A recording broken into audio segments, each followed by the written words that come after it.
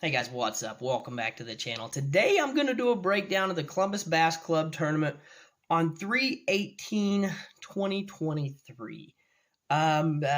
Before I get into anything here, I blanked in the tournament. That's why you ain't going to see a whole lot of highlights because there wasn't none to see a highlight of except maybe me hooking a tree. That's about it. But before I get to the video, if you guys would, if you're not a subscriber, please become a subscriber. It's going to be some better content coming here shortly. Hopefully some more breakdowns of some wins here shortly, but I'm going to do some more pit breakdowns as well. And like the video if you guys like the content I'm putting out. Put comments out there. That's really highly appreciated when you guys comment. I like hearing back from you guys. Like talking with you guys through the comments and enjoy seeing those comments and likes and subscribers. So let's get into the video here. What is Columbus Bass Club? Columbus Bass Club is a bass club in southeast Kansas that fishes strictly the Mineland Wildlife Area through their 8 qualifying events. So this is the second qualifying event. Now, how does it work? We have 16 pits we draw from. We wait until everybody registers at Scammon Express and Deli in Scammon, Kansas. Everybody comes in there. 6 to 6:30 is the meeting. Everybody registers at 6:30. We draw one pit. Everybody fishes one pit. In this instance, we had 14 boats, 14 teams registered for this event. We ended up drawing pit number 31. So what we do is everybody goes to the boat ramp. Everybody goes through live well checks. Everybody waits for everybody to put in. It's a trawler motor only event. No live scope. So everybody gets put in the water. That's basically a shotgun start. It's only trawl motor only, of course, so it's not really 2 shotgun start, but everybody takes off and spreads out and goes their own separate ways once you're in the pit. So we get out to the pit. It's 27 degrees at takeoff, 14-degree wind chill with the 20-mile-an-hour northwest winds up to 30-mile-per-hour gust out of the northwest. Now, the water temp was 45 degrees, which is not bad. That's not cold at all. And it got up to 48 at the end of the day, but the biggest kicker here was it was about 70-some degrees temperature-wise for a couple days before this cold front came in. So this cold front came in, and it shut these fish down. So I knew that coming into this tournament. I already knew that water temperature was probably up about 54, 55 degrees right in there with those warmer days. So I knew these fish were going to be somewhat in a funk. I just didn't know what funk they was going to be in until we got in there. And drawing 31, I was really excited for it because I was just in there in January and really caught a lot of good fish. I caught one about 4 pounds, and then I caught another one about 3 pounds, and then another one that would have went over 15 inches. So that would have been 3 really good keepers, which would have just smoked this tournament. It took 3 pounds, 8 ounces on one bass to win it. Other guys had limits, but it was just tied. The second place was 3 pounds, 8 ounces with 5 fish, and the tiebreaker won it with the biggest bass. Even though they had one, they still won it with the biggest bass. So now let's jump into the first area, or the first picture here. That is the area I fished the entire tournament. That's the mistake I made. I'll get into why that's the mistake I made here in the next picture. So the red area, that's the whole area I fished the entire tournament. Right there, the entire tournament. I fished that area. Just knew they was going to be in there because that wind was blowing in there. Just knew there was going to be a fish in there. Now, the white, that was the wind blowing. It blew right down and through there. Basically creates a funnel. Anything you know about bass fishing, watching bass fishing videos, don't matter who you're watching, if they talk about the wind blowing in areas like this, they say to fish these areas. These fish are going to be in there. Okay, well, they wasn't in there. Not in this case. Wasn't in there. Now, I can't exactly explain why, other than the shad were not there. And the shad weren't there, I'm guessing, because the plankton were not really out yet because of the cold front, so the wind didn't really push the plankton up in there. Any other day, they would have been up in there, except not this day because of that cold front. So pay lots of attention to this. Now, I blanked, but that doesn't mean I didn't learn anything from this tournament, guys. That's why I'm doing this video. I want to talk to you guys, and I want to tell you guys exactly what I did wrong and help you not do that. If you say get this same instance, you can think, oh wow, I seen that video. Levi talked about that in his video. He talked about what to do when this happens.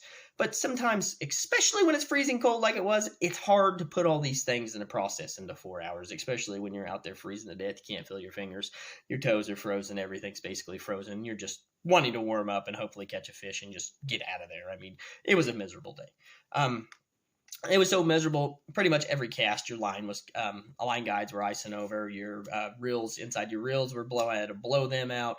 Had to clean them out. Had to stick my rod tip in the water every 2 casts. Couldn't cast very far because there was so much ice in the line guides. It was just a royal pain. It only got up to about 34 that day, so everybody struggled. But there were still teams that 4 people that brought in limits out of the 14 teams. And then the one that caught the big fish of 3 pounds, 8 ounces. And that's what really kept me out here in this area was I just knew there was going to be a big fish out there. And if I could just get that one bite, I could win the tournament. That's what kept me out here the whole time, just telling myself that.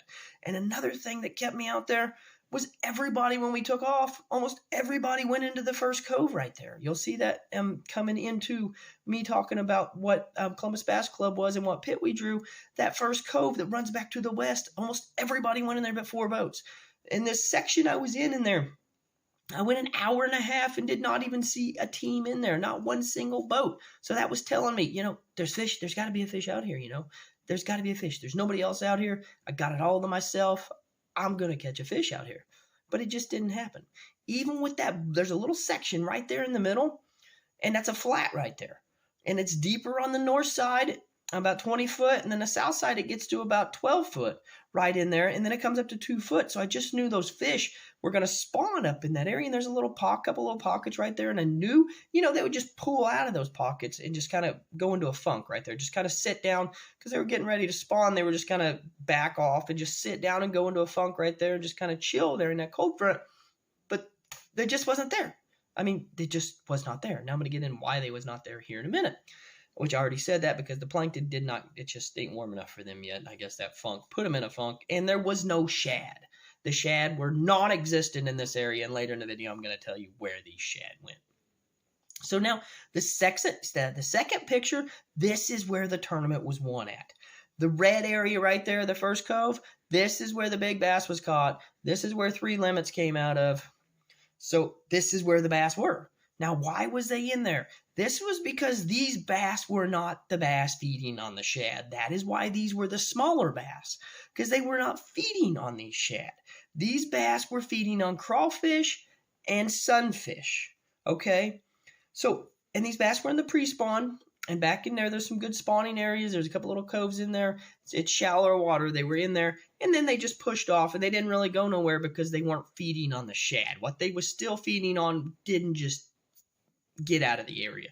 So they just pushed out and sat down in there, and then you had to finesse them out or figure out a way to catch them. I think the biggest bass of the tournament was caught on a jig, they said. I threw a jig. I'll get into that. Right now, I threw a jig. I threw a jerkbait the most at the time. I threw a 3-inch big hammer. I threw a 3.5-inch big hammer. I threw a Ned rig. I threw a 2K Jigs Little Punk. I threw a 2K Jigs Wrecking Ball. And we even threw a couple crankbaits. I didn't throw a Texas rig. It really wouldn't have mattered what I tied on in the area I was in. There wasn't a bass going to eat anything in that area because there wasn't really a bass there. They just weren't there. That was the biggest problem. I spent all weekend thinking about this and even wondering if I should even do a video over this, but I'm like, I got to figure out, because all weekend it blew my mind, and then it finally came to me. I'm like, that's what happened. Okay, boom, it came to me. That's what you got to figure out. Even when you do not do good in a tournament, you got to figure out what you did wrong so you don't do it again. But it's still going to happen. No matter what, it's always going to happen, and then it's going to come to you later, and you're going to be like, duh, why didn't I figure that out then? But when you only got 4 hours and you're freezing to death, it's hard to think about that kind of stuff. So, now the third picture in here, when I keep talking about these shad, where did these shad go? Where did they go, guys? Where did they go? Okay, the red area, right there, that's where the shad went. Right up there to the north. That's the deepest part of the pit, guys. The shad pushed into this deeper water because of this cold front, and guess where the bass went? The bass followed the shad because they were feeding on shad.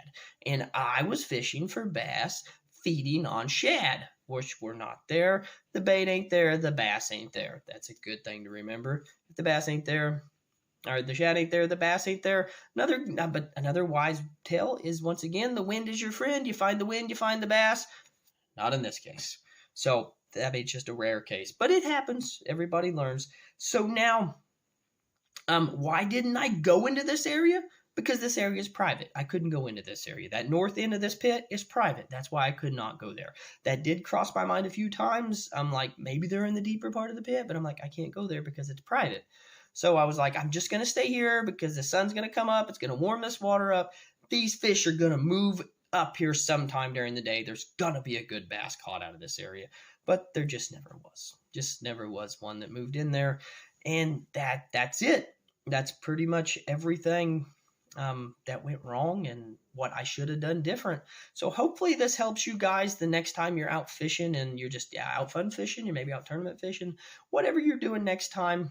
Just try to put all this together, figure out where those bass are and figure out what they're feeding on. Sometimes some areas, I mean, I just thought they would come in there. I tried 4 or 5 different jerk baits thinking maybe it was a color issue, but it just wasn't a color issue. Tried 4 different jig colors, I do believe. Tried 3 different swim bait colors. Tried 4 different things on the Ned rig, and nothing, just nothing worked. They just wasn't there. I mean, I did start to go back into that first cove at one point, but I seen 8 of the 14 boats back there, 10 of the 14 boats at that point. I might have been 11 at that point. 11 of the 14 boats was in that cove at one point when I went in, when I was going to go in there, and I'm like, but there's just too many boats in there. It's like there ain't enough fish to go around. I'm going to find a fish out here because there ain't nobody out here. I mean, I went an hour and a half without seeing anybody. But now they was back. I don't know if I mentioned that or not. But they was back out by the boat ramp right there because there's that little section there too where the bass like to spawn. There was some of the guys that did catch them in that little area right there. That's one area I did want to go back to because that's where I caught a big one when I was here in January. But I just didn't go back in there because I just didn't go back in there. I just thought that they just weren't going to be there. Thought they were going to be in that main area of the pit where that wind was just humming in there at 30 mile an hour and I was going to freeze to death because nobody else was out there. I didn't know these guys were catching them back in that cove. I'm just like, oh, these guys probably are struggling too because there ain't no wind back there and there's sun's out. There ain't nothing that's really going to make them bite, but maybe that shallower water warmed up quicker. I know those were bass not related to shad just because of the lures they told me they caught them on. They were not bass related, feeding to shad. Rumors I had it too from guys that were in there, friends I knew. There was no shad in there either, but the bass were in there because they were not feeding on the shad. But the bass were back there, just not the shad. But the bass I was trying to pattern was the shad. So you make mistakes, you go wrong. The good news is Columbus Bass Club takes the best 5 out of 8 for Team of the Year. So 1 blank does not kill you. You can afford a couple bad tournaments. But now I just got to get back out there and I got to focus on getting another tournament to win. So I got the 1 down. I still got a chance. I mean, I still got 6 more chances to win 4 more. So, I mean, that's my goal, is to try and win my best 5, just win them all. That's if I can win 5 of them, then I'll basically win Team of the Year again. That is my ultimate goal. That's what I'm going out for April to do, is win it, and I'm going out to win it, and hopefully I can adjust to the bass. I'm ready. I just got to study all the pits I'm going to, and that's what makes it so difficult. Is there's so many, there's 16 different pits you got to study that you got to go to, and you got to be ready for each one of them, and you got to be ready for every curveball the weather throws you, just like this cold front. But it happens, guys. So hopefully you guys learned something from this video, and look forward to seeing you guys next time.